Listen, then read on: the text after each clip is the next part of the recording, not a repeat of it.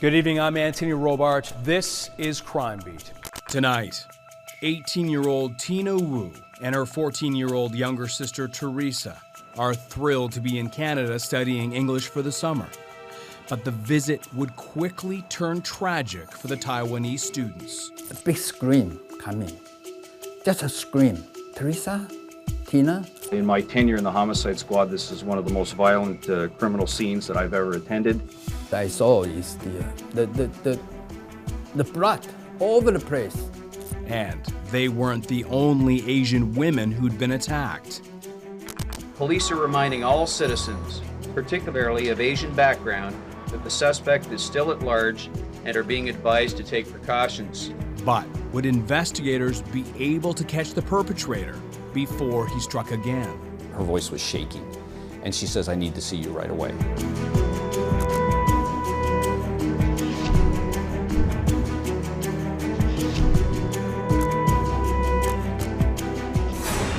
And now, here's an enigma hiding in plain sight. They are very outstanding in their learning period as a student. Every school want them to go there to be the student. They also the very good at the sport and the dance and the music. After we immigrant to Canada the second year, the girl come to visit the Ruby, my daughter. And then they have wonderful time here, and they thought Canada is the very nice place for the kids to study and to grow up here. And then they decided to let the Theresa and Tina to take the summer school to be able to here to learn the English, and also as well as give them a chance to adapt the Western culture. They love the people here. People here tend to be very friendly, especially that's how they feel. They love it. Jeff Chang, through his daughter Ruby Chang, became good friends with the Wu family. They're all well-educated people. The Wu family is a close-knit family. As Ruby Chang said to me, every time she went there before this happened, it was a house of laughter.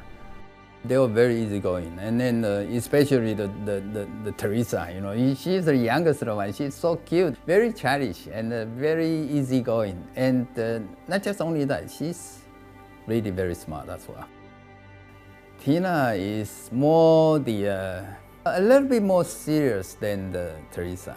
Talk a little bit about why they came to Canada, why Canada was their destination.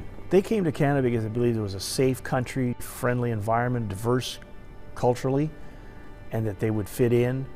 Loved spending that time with Ruby Chang, Jeff's daughter, and Jeff felt almost like a second father to them. Very protective. They had just settled into a basement apartment at Bayview and Shepherd.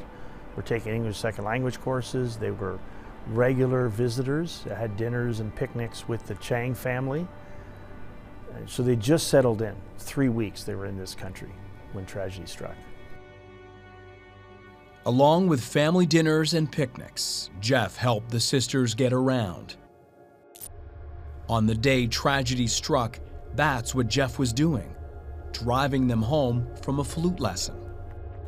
After the flute lesson, I picked them up. I think it is around 9 to 10. And then me and my wife and my daughter, and we just throw them. I just throw them back to the place where they live, the apartment. And I still remember clearly. Say when I drop them off, I open my window, my minivan window, and tell them, say, hey, you need to remember, close the window shade, before you go to sleep, or once you go into the house. Make sure, because the window is just right beside the driveway. Anybody who just walk by or drive through, they can easily see from outside. You be careful. So they say, I will, Uncle, thank you. And then they're very happy. They just walk in and say bye-bye. And then me and my wife and my daughter, we just go home right away and then go to sleep. We all sleep during that night, I remember. And then after 12, I think it's between maybe 1 or something. It's early morning, I know. And the telephone ring. And my wife, she's the one pick up the phone. And suddenly it's silent when she pick up the phone. And after silent, a big scream come in, just a scream. And my wife, I remember, she asked the Theresa, Tina, nobody answer. Nobody answer. My wife told me, say, hey, wake up. Something wrong. We better go take a look. Because after scream, there's nothing happened. No any response from the other end of the telephone. I still can hear, you know, those screaming is, I never hear those kind of screaming, you know, can be like that. You just feel there's something wrong. You need to run over to see what's wrong. Me and my wife, we just rushed to the scene. Take us a few minutes, it's not too far in between. So when I go there, I just walk I was thinking about maybe I should go, you know, watch through a window first. So my wife follow my step. And then we go there. When I watch from outside the window, oh my God. It's awful, it's terrible. I don't know how to describe that moment, what I saw.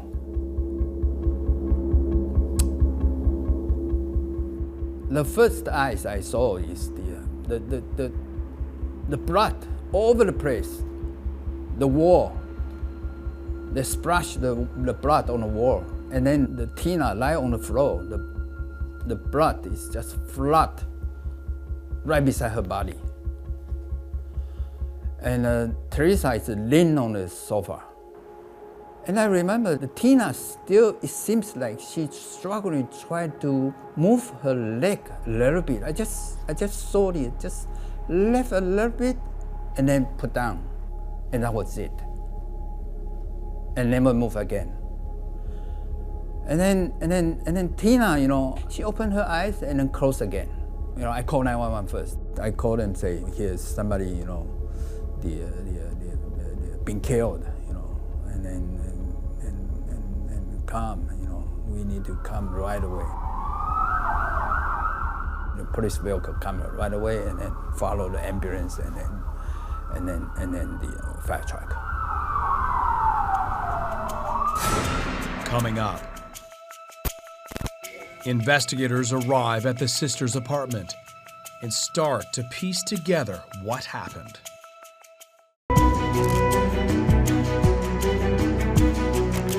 It's the summer of 2000, and teenage sisters Tina and Theresa Wu are in Toronto learning English. Helping out is family friend Jeff Chang, whose daughter Ruby is close with the girls. When one night, the sisters are viciously attacked in their apartment. Now back to an enigma hiding in plain sight. So in the early morning hours of July the 27th, 2000, I was on call with the homicide squad. My partner at the time was Detective Gary Brennan, and we received a call from the duty desk with regards to a homicide that had taken place at 688 Shepherd Avenue West in apartment B2. And when I arrived there, like, it was a ground floor apartment. The offender, who entered through a ground floor window, climbed through a window that was about 16 inches by about 20 inches into the apartment. It's a window that you have to drop into the basement apartment, which he did. He tore off a exterior aluminum framed window covering and threw it into a neighbor's backyard. He then removed a flower planter that was on the windowsill to allow him access to the apartment. Below the entry point was a sofa, which I learned later the younger victim, the 14-year-old victim, Theresa Wu, was sleeping on at the time of the attack. Theresa Wu was sleeping on the couch that was directly below the window. The offender would know at the time that the apartment is occupied. He can see her. He also can see that she's asleep. He knows that he's going to be confronted by somebody within the apartment. The attack starts with Theresa, and Tina, her 18-year-old sister, is sleeping in one of the back bedrooms, and she comes running out to find out what's going on in the living room area where her sister is being attacked. I learned later on in the morning that both of the victims were of Taiwanese descent. They were both young Asian women. They sent them to the Sunnybrook General Hospital. I think a few hours later, we hear from the hospital say, Tina didn't make it. But Theresa, we still work on it. She should be fine, but we cannot tell you, until we know all the surgery is completed. An autopsy showed that 18-year-old Tina Wu died of multiple stab wounds to her chest and abdomen. Her 14-year-old sister Theresa is in serious condition after 5 hours of surgery for her injuries. It's not yet known if they were sexually assaulted or robbed. Investigators hope to interview Theresa this weekend. She is weak, covered in bandages, and has a breathing tube in her throat. So when Theresa woke up in the hospital, she had virtually no memory of this horrible tragedy, what transpired. And then she woke up in the hospital, she turned to her close friend and she said, "Where's my sister?" And her friend just paused because she didn't want to break this horrible news to her. But that pause spoke volumes to Theresa, and she started crying and she buried herself under her sheets because she realized her sister had sacrificed herself in a heroic effort to save her. I have to identify body. I saw Tina. Oh my God, I never forget. I say, I'm sorry. I don't know how could anyone have done this, to an innocent girl. Why? Jeff was the contact between the Wu family and the girls in Canada. He had to break the horrible news to the Wu family. That's the very tough moment for me, Try to pick up the phone and inform them. Yes, I did. Tina is rushed to the hospital, and we don't know the situation now. But now I can tell you, Tina didn't make it. Her mom is crying, and her father is praying himself, saying, why not stop them to come here, to such far away to learn language, just only for learn language. He just heard the mother crying, and the father was distraught and saying, why did they have to go to Canada? Why couldn't they have just learned English here? The father was blaming himself and blaming the other. Why do we let him go? They were so upset. This was an extremely close-knit, happy family. They raised confident young women. They never imagined any of this could happen. So the place they choose is supposed to be very safe, like they come to Canada. This country should be very safe, especially baby village. It never happened before. The stabbings have caused sorrow in the community. They are also the top story in Taiwan. 3 network representatives are in Toronto to cover the crime. Rose Lee is with Taiwan Television. There are almost over 500 students here for summer school. They're learning English here. So it's basically like headline news in Taiwan right now. Homicide detective Gary Giroux says the sisters endured an horrific and frightening attack. In my tenure in the homicide squad, this is one of the most violent criminal scenes that I've ever attended. And I am urging the public of this city in the strongest possible way to rally around this family as they travel here from Taiwan. During the life and death struggle in the girl's apartment, the suspect cut himself and bled at the scene. Those cuts could be the key to identifying the killer. They could be on hands, they could be on arms, they could be on any part of this person's body. But we are very interested in hearing from anyone who has information that can help us in that regard. So the homicide is on the 27th of July, and in late August, I receive a phone call from the biology section of the Center of Forensic Sciences. I speak to a biologist by the name of Monica Sloan, who's a biologist that I've known for a number of years. She asked me at the time, where was I physically? And at the time, the CFS and police headquarters were right across the street from each other, and I said, I'm at my desk. And I could tell from her voice that her voice was shaking. And she says, I need to see you right away. Coming up, police learn this isn't the first time the killer has attacked.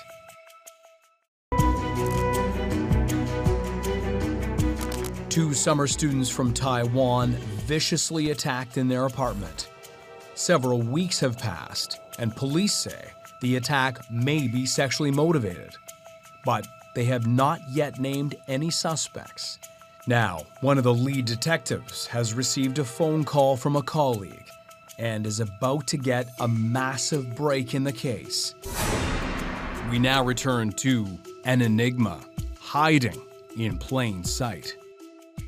I walked across the street to the Center of Forensic Sciences, and I sat down and I met with her, and she said that there was a DNA link to a violent sexual assault scene within the same geographic area as the murder scene at 688 Shepherd. And the linkage was that semen had been found at the violent sex assault scene and that the blood of the offenders was found at the Wu sister murder. Scientific link has been made between this case and a break-and-enter and sexual assault scene that occurred in the summer of 1999.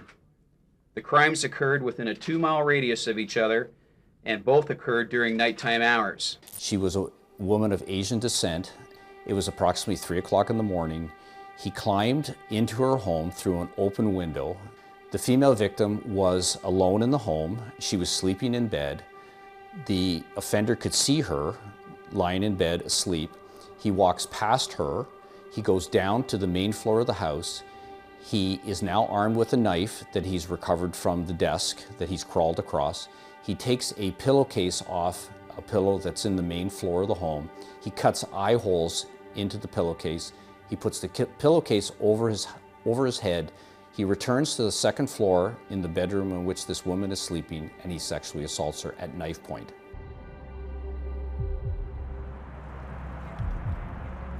So once we found out that there was a criminal linkage by DNA from the two crime scenes, there was an investigative task force that was formed by officers from homicide and from sex crimes. And at that time, we started to gather together occurrences within the same geographic areas. Police are reminding all citizens, particularly of Asian background, that the suspect is still at large and are being advised to take precautions. The suspect is described as male, race unknown, 20 to 30 years old, brown or very tan complexion, 5'8", muscular medium build, and he spoke English. He was wearing a plain white cotton short-sleeve t-shirt, black shorts, and running shoes. The community was on high alert and probably living in terror.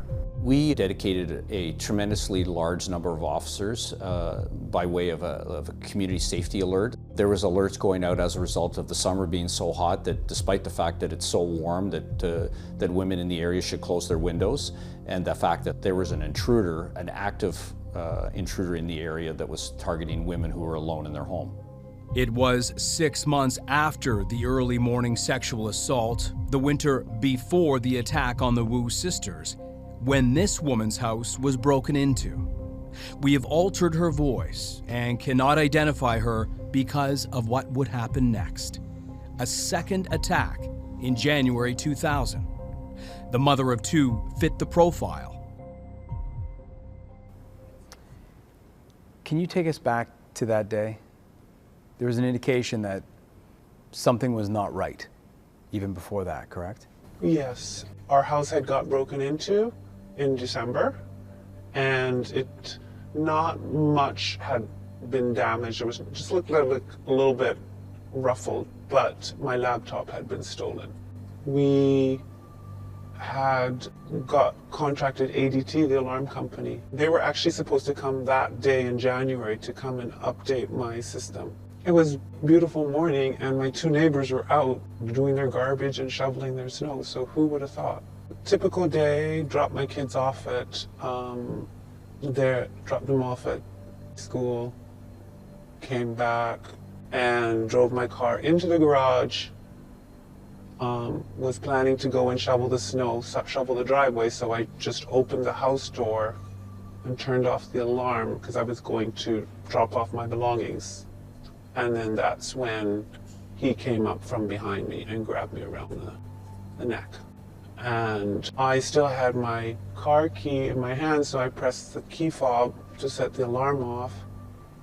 And he dragged me from the entrance down into the house. And he told me to turn off the car alarm. And then when I didn't, he hit me in the face. And then I started screaming. And he hit me again.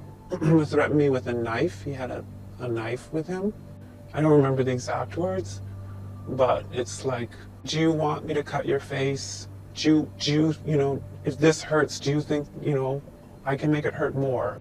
His face was completely covered, and he was wearing like kind of a army green jacket and heavy boots, and then was asking me for money, or like he was trying to rob me.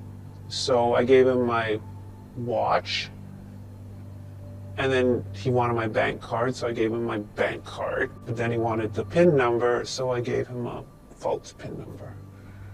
Then he dragged me back down to the basement, made me sit on the couch, told me to take off my jacket, and I said no. He repeatedly asked me to take my clothes off. Yeah, at knife point. What went through your mind at the time? No way in hell. Yeah, robbery was part of it, but sexual assault was part of it. Yeah. And then it was at that point that my neighbor came into the house through the same entrance that I had gone into to turn off the alarm. And he was like saying, hello, hello. He didn't speak English very well. And so I didn't really know him, but he's a very brave man, because there were two neighbors out there, but he chose to come in. The other one chose not to. They both saw and heard. And I can't remember if I responded, but the attacker said, who's that? And I'm like, I don't know. It's probably the alarm company. They're supposed to be here. And then I don't know. I believe he knocked me out somehow. But my neighbor found me basically unconscious in a pool of blood.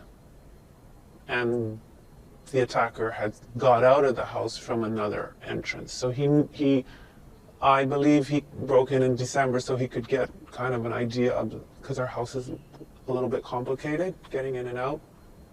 So, he got away. Coming up, police follow the evidence and identify a suspect.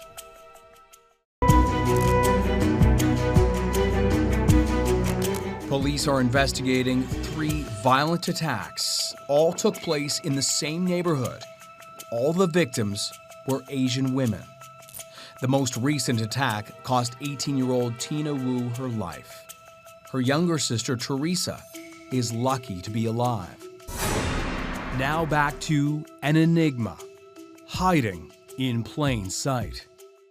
A woman who lives next door to the Wus reported seeing a black van parked in her spot on the night of the murder. Last Thursday, that van was found. Jackie Stevens and her boyfriend Jim Giannoulis gave police the van description. I'm really glad that they found them. That makes me feel really good. In late August, 3 of our investigative detectives were following up on some investigative leads. We knew from the investigation at the scene, as a result of the canvass that was done, was that an older model MPV dark minivan was seen parked in the parking lot at 680 Shepherd, which is the apartment building next door to the Wu sisters. In that vehicle was some large, bulky equipment that ends up being carpet cleaning equipment. This individual was seen at the gas station pumping gas. We also knew from the occurrences that in one of the offenses, the offender had stolen one of the victim's ATM bank cards, and he had attempted to access the account and withdraws some money at a nearby plaza called the Parkway Plaza Mall. We had surveillance images of this individual as he tried to access money from the ATM machine. We could see that this individual was approximately 5'10", maybe 190 pounds. He had facial hair. He appeared to be male white, and he also appeared to have long, dread-like hair down to his waist. That individual appeared to be the one that was pumping gas at the Petro-Canada station. Uniformed sergeant approached this individual and got a driver's license with identification in the name of Stuart McKellar Cameron, who lived on Havenbrook in the Don Mills and Shepherd area of the city. We found out that an individual had attended the Oliver's Jewelry store on Eglinton Avenue. We recovered that video and found out that a Stuart Cameron had pawned a female Rolex watch at that location. Cameron was put under surveillance, and as a result of that, we found him in the company of a female who was not his wife.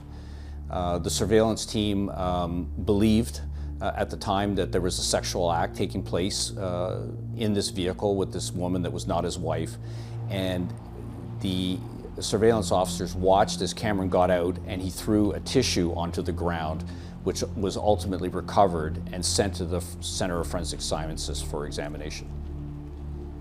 And that tissue became a linchpin in this case? Absolutely. Once the DNA sample was recovered, it took 18 hours for the DNA results to come back. So once we found out that Stuart Cameron was the offender, he was put under 24-hour surveillance based on the fact that the concern before he was apprehended was that he would reoffend violently. Once the search warrants were prepared, we had an arrest plan. His dangerousness is the fact is that we had some concerns that his children and his wife might be used as hostages or pawns in relation to a barricaded armed suspect.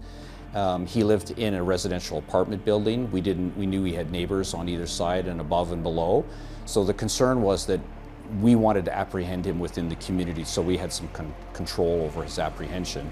And the decision was that we were going to do it while he was driving around in the vehicle that we were going to execute the warrant on.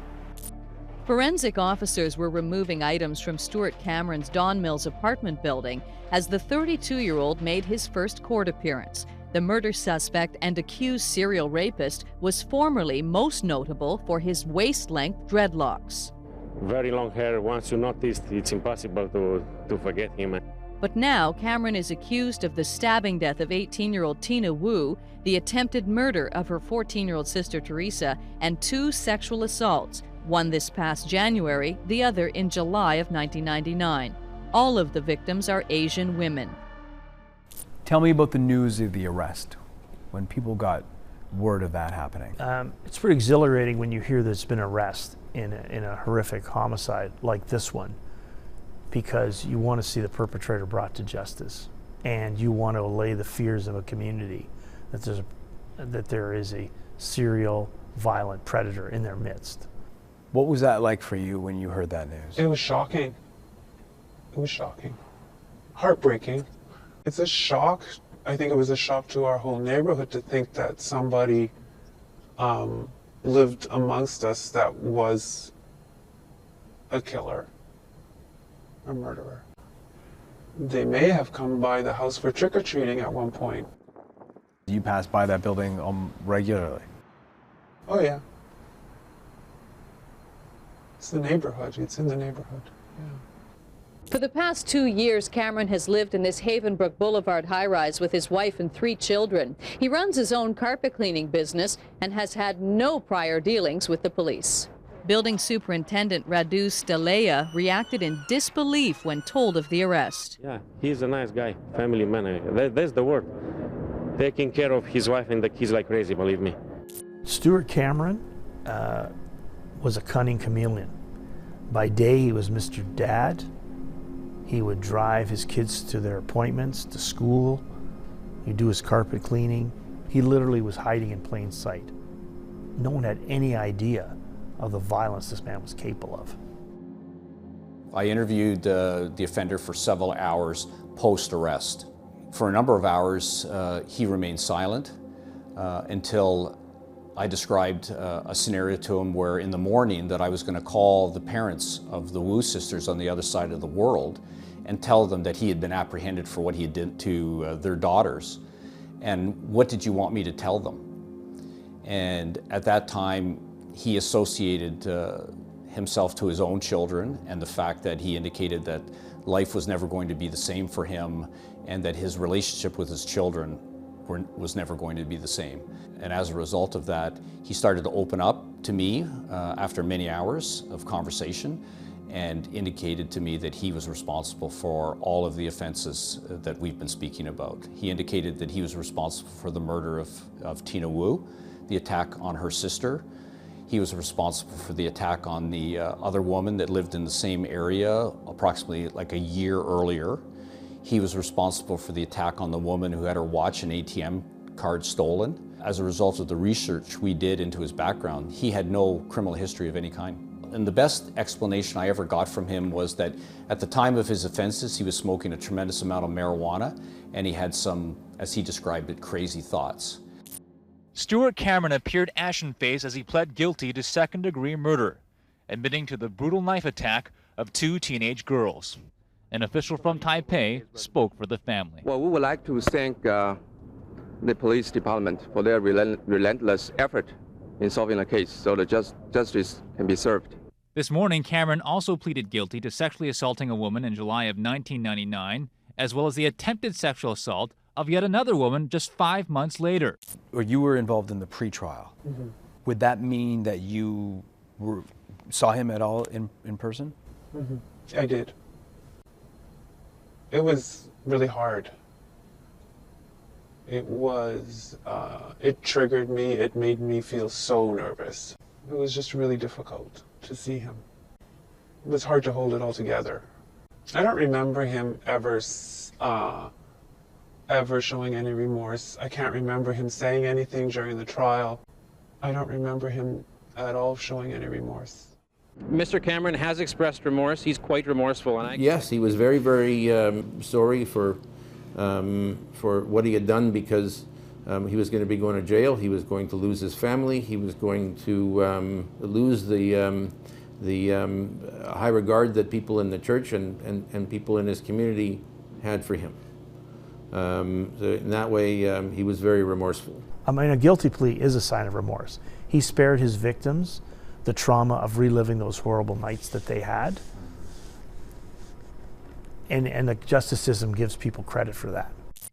In court, 33-year-old Stuart Cameron broke down as he read a handwritten letter. "I would like to apologize. I failed as a human being. I hope and pray society will forgive me." The Wu family didn't fly back from Taiwan to hear Stuart Cameron's sentencing hearing, but they did provide their own written statements as to how the murder of Tina and the attempted murder of Theresa has impacted their lives. In her statement, Theresa Wu writes, "I always feel no sense of security, very afraid that someone may be hiding in the house, in the closet. Thus, there were several nights I dare not go to sleep, wanted to protect the family." Dozens of members of Toronto's Taiwanese community filled the courtroom in support of the Wu family. He targeted at Asian women, and I'm one of them, so this is one of my concerns. Coming up. For years, Stuart Cameron said his victims were random. But that story will change.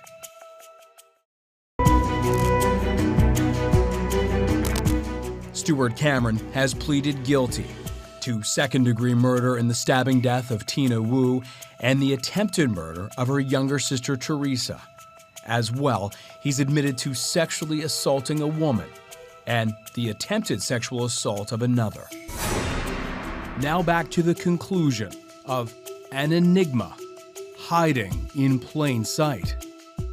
Today, a Toronto judge sentenced Cameron, a 33-year-old father of 3, to prison for life, with no chance of parole for 20 years. The Crown had asked that dangerous offender status be applied to Stuart Cameron, but that request was taken off the table with Cameron's guilty plea. Justice Watt was the trial judge in our case, and he used the phrase, he's an enigma.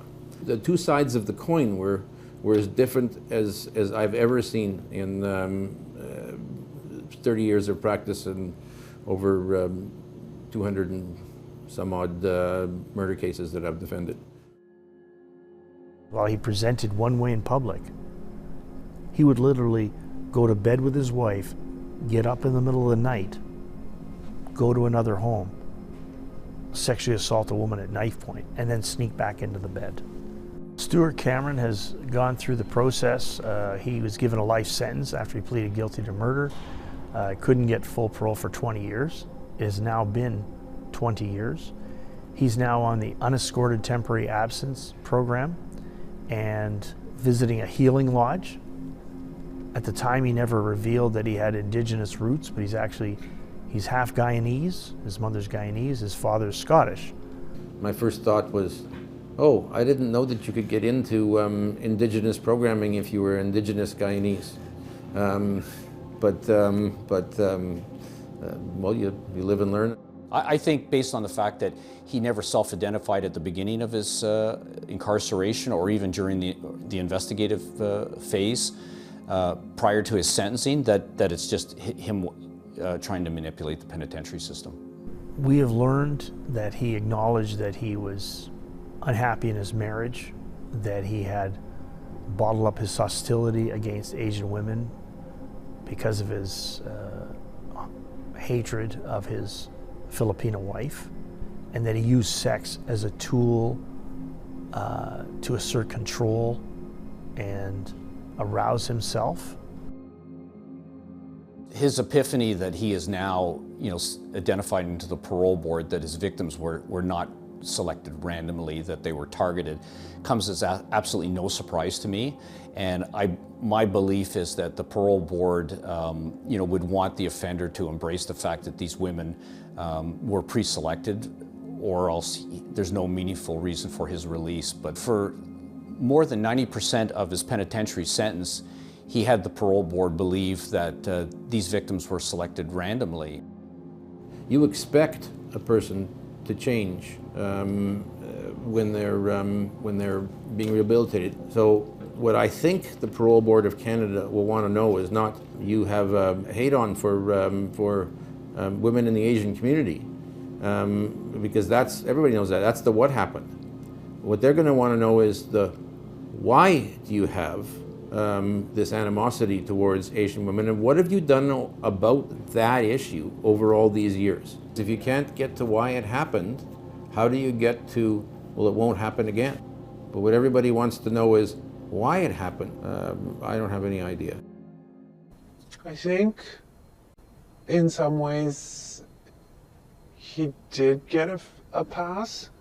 That's kind of my fear, I think, is because he's so good at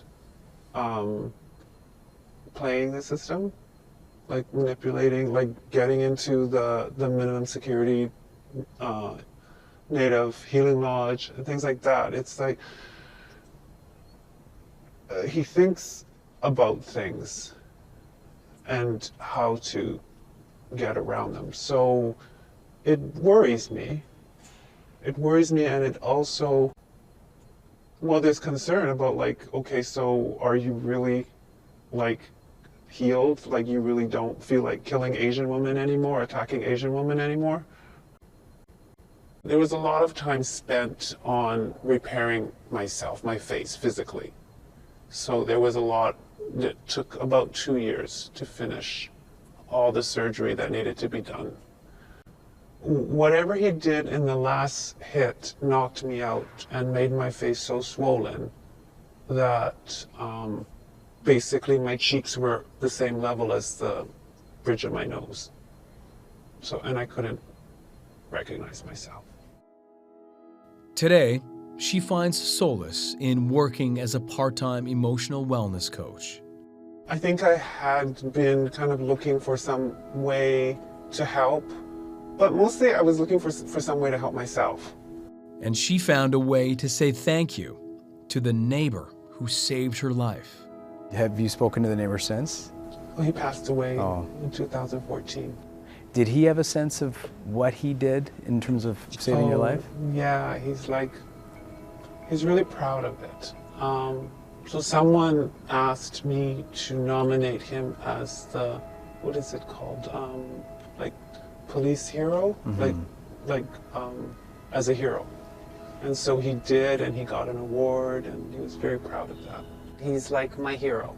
When you describe the past 20 years and, you know, you've raised a family, how is that for you? Is it a daily struggle for you still? I don't think so, but my family might beg to differ. I think I am a very protective parent. That has really been the difficult impact that this has left on me, is as trying to balance wanting my children to go out and be in the world and flourish, and yet worrying that if they're in that world, they might get hurt. When did you talk to your children about it? When did they get a sense of what was going on? By accident, they found a letter that I had written to the police board to nominate my neighbor as a hero. And so they came and questioned me about it, and that's when I told them. But I don't think they've heard all the details. This will be the first.